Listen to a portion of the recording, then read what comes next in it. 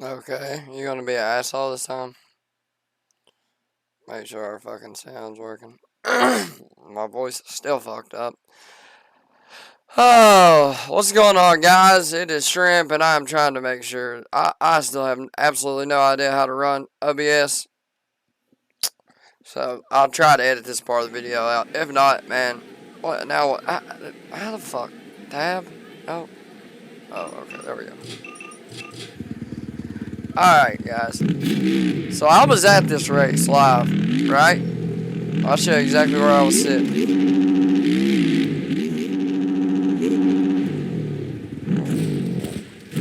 And I want to say this is probably one of the gnarliest tracks. I've seen a lot of tracks. This was the gnarliest track ever. This was completely different than the sand section. I was sitting right there. And the amount of balls it took to go through this sand section, which was totally different. It was more like the split lane wasn't here, but instead of this being so big right here, maybe it was that big. I don't know. Not really. Everything else, though, is spot on. So, I would say Stoneriders tracks are close. I don't know if that's just how the track map was growing up. I would like to think maybe Stonerider did that just to, I don't know. But another thing I want to talk about is, dude, is Supercross getting almost too dangerous in these football stadiums? I mean, if you guys were here and you saw, like, I was sitting right there, so I didn't see Cooper. You guys can watch the video that I got of Cooper getting hit in the head. I didn't get the Anderson wreck, but most of the wrecks I saw, even Barsha, like, these are top guys, bro. What is it about, like, I don't remember a season where this many top guys have got hurt. Are the bikes faster than ever? I think it's maybe the competition is faster than ever. What is it? Why are these guys getting hurt? Yeah, Eli came out. He doubled this, looked over. It was so sick. He didn't do that, though. He come out to Broadway Girls, and he stood right here, and he was like, ah, da, da, da, da, da, da. Took off ripping like this. Jumped that. Landed, rode a wheelie. Didn't do that. Anyway, but yeah, dude, man, like Barsha broke, he fractured his neck, bro. Not Barsha, Anderson fractured his neck. Barsha's got a broke arm. Cooper Webb damn near was killed by AC. Conspiracy. I think, okay, so look, that's how many Kawasaki guys hurt. I don't think that this new Kawasaki is worth a shit. I think this new why do I keep over jumping that? This new Kawasaki absolutely sucks, man. Like, look how many guys have got hurt on it. In 250, Shimoda, he even went down again. I don't think the new Kenny got absolutely sideways on the hot lap, bro. He got steezy. And you know Barsha, bro. Every time he gets over that triple, he's getting steezy. It was a good race, man. I loved the race. This section right here was a little different. I want to say they were I don't know, there was one less, this wasn't like this. I don't know, I can't remember what they were doing. You can watch from my view, because that's exactly where I was sitting. Yeah. Barsha was, they were hanging it out, dude. And in these football stadiums, man, they aren't like baseball stadiums, right? They're really almost, I don't know, the tracks are just different this year in football stadiums. So one of two things have got to happen for this sport for somebody to not die in this sport. We either all have to go to a 350, a 250 class and a 350 class, or we've got to go with more of the baseball / Daytona Atlanta style tracks.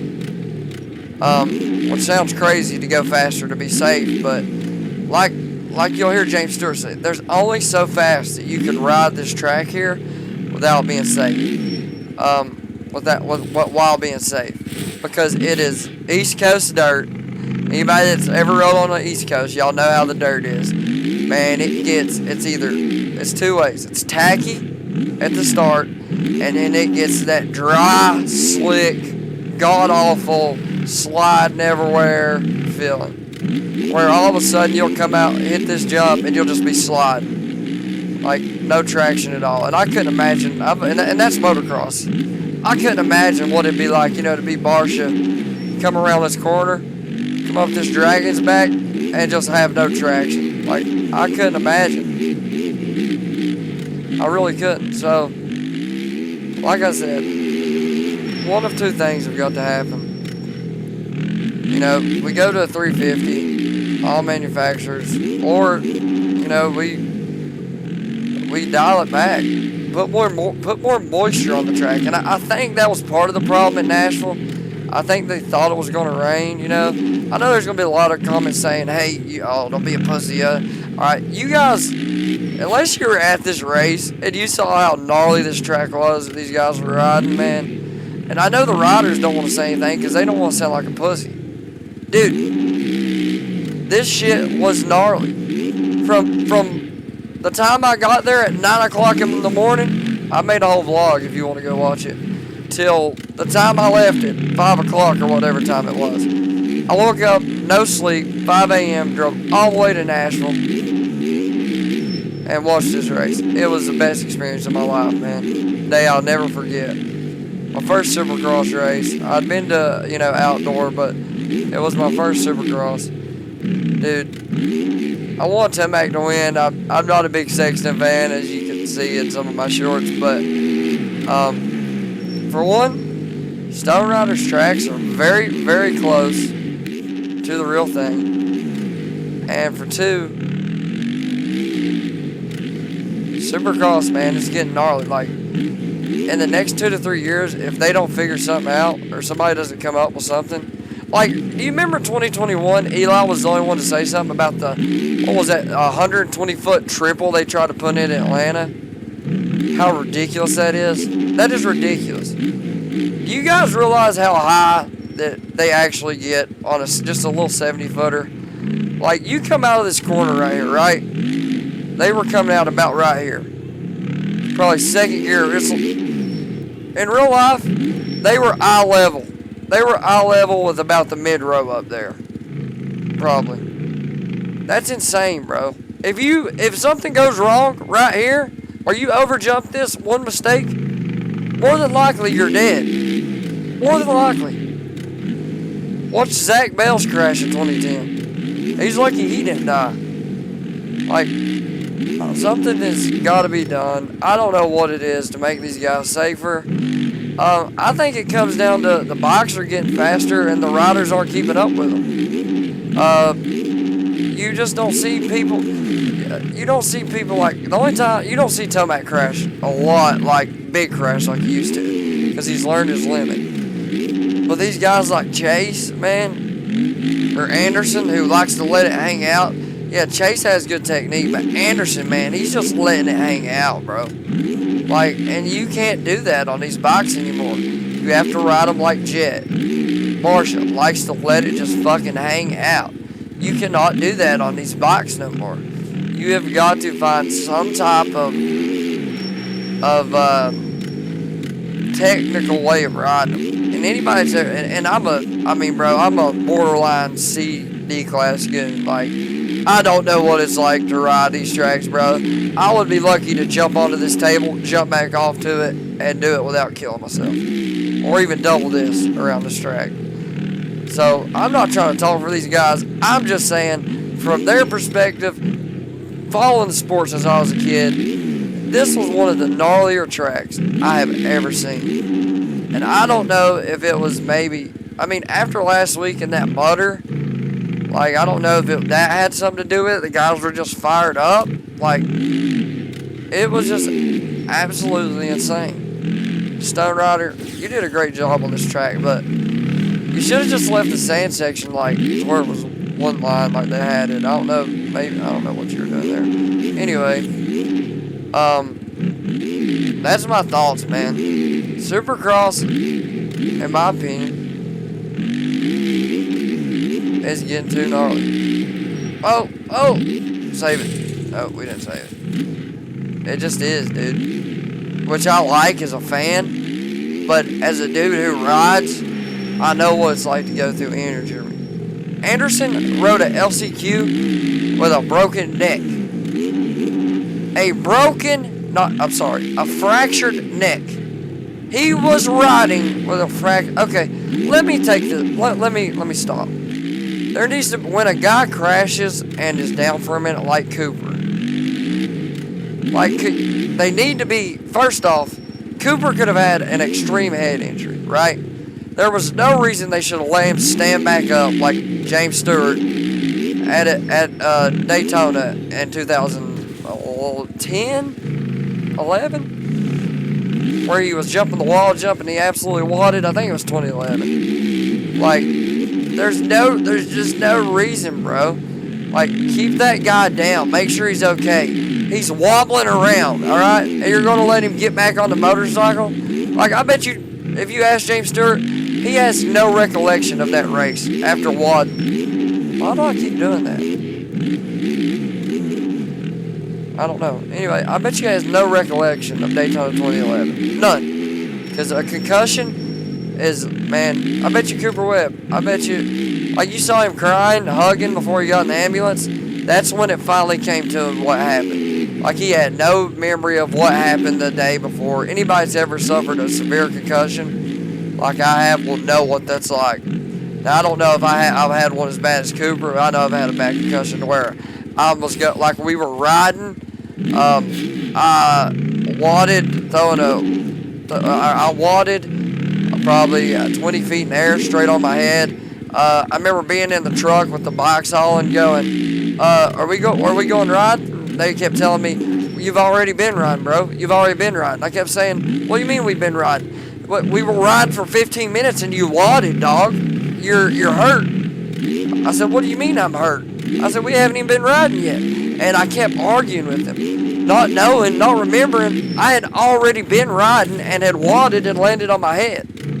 So imagine riding a 20 event main or an LCQ with the top guys like that. Which these guys are a lot tougher than I am, obviously. That's why they're in their position. They work for it. That's my thoughts, man. I have a lot more I would like to say in this video, but I want to see how this one does, if it even gets any views, you know. Is Supercross becoming too gnarly? And how close are Stoneriders tracks to the real life thing? If you could bait away, I mean, this is about as close as it gets, boys, I'll say that. They were rolling that double-double. I don't know, man. It's just,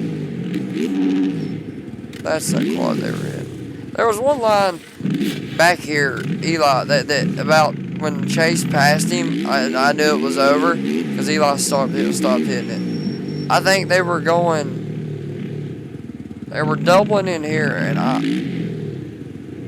I want to say from that table they were landing right here, and then they were tripling right here, and then jumping into the sand. That's what I want to say they were doing. Somebody correct me if I'm wrong. But that's what I saw from sitting back there. You guys can watch the whole vlog if you want to, or not. It's pretty funny, actually. It's my first attempt at like a Supercross type deal vlog. I sat on Eli Tomac's real bike. It was sick. But yeah, good job, Stoneriders. This track is absolutely, I mean, what I witnessed in real life. The stadium, this is Nissan Stadium, except there was a liquor stand that you missed right about where that TV Jumbotron is up there. There was a liquor stand right there. You come in through the gates right there, directly ahead where that great building is. Did a good job on that. I don't know if he just uses, I mean, I'm pretty sure this is the exact stadium. Yeah. Good job, dude. Like, bro. Dude, yeah. You come in right here. Alright, Stonerider, you got it right. This is how Eli come in on his intro. He was like up here. Broadway Girl starts playing. He comes down. like the big hoss he is. Doubles in right here. Doesn't do that at all. Been sick if he did. Saved it though. Stands right here, gives some revs. Comes right here. Doubles, looks over at me. I know he was looking at me. Loops out. And then he went over there and did some revving. But yeah, man. Y'all tell me your thoughts on what you think. Is that Supercross getting too dangerous? I don't know, man. I don't know how I feel about it. Maybe not. From a fan's perspective, I don't want to see. I mean, what was that? 3 of the top guys got hurt. And shout out to Josh Hill, my man, Josh Hill, running in the top 3. Like, this was a privateer's dream right here, bro. This track was. That's how gnarly it was. Like, because these guys can only go so fast. So the privateers could actually keep up with them. Josh Hill's bike looked great, bro. Or was it one of the Hills? I can't remember. I want to say it was Josh. Might have been Junior Hill. I'm pretty sure it was Josh. I don't know. Don't matter. Either way, they're like the same. They're brothers, so it's kind of the same person anyway. Nah, man. But the steez, bro. The steez that Kenny came with on the... I just couldn't believe, like, the hot lap, bro. How hard they were going on the hot lap. Like, Kenny literally goes... Well, no, he doesn't do that. Yeah, well, that would have been pretty sick if he did that, but... I don't know if I could replicate it with the settings I got. Like, he's upside down like that and lands it. Like, it was unreal, bro. Like, what they were doing. And then, you know, Barsha, when he did his, he just... bounces off the rev limiter. Anyways, that's my thought. In conclusion, let's wrap this up. I've never liked the ideas of going, you know, having a 250 and then going to a 350. I think there needs to be some track changes. Like some type of precaution for a rider. Like, if a rider wads, like Jason Anderson, for example. Okay, he wadded, he broke his neck in qualifying, you know, or was it a heat race? Either way, it doesn't matter. It's not the main event. There's no reason to be riding around in LCQ with a fucking broken neck. There's no reason. They need to have some type of quick program like NASCAR. I hate to say this, that NASCAR's done something right.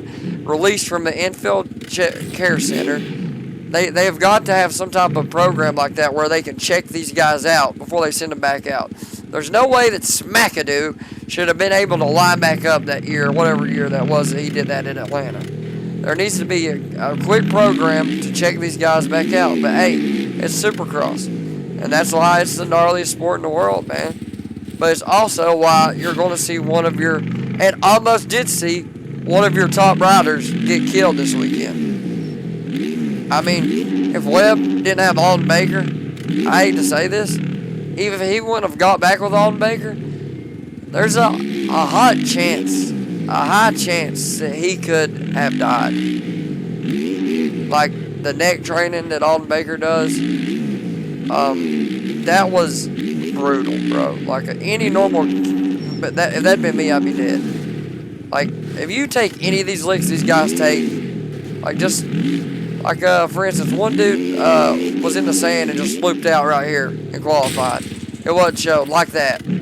I mean, and he got right back up. That's probably a 30 to 40 mile an hour crash, bro. 10 feet in the air. You don't walk away from those as an amateur unless you're in really good shape. But that's my thoughts, man. Y'all let me know what you think in the comments. Like, subscribe, have a nice day. It's your boy Shrimp. Peace out. I'll leave you with a crash.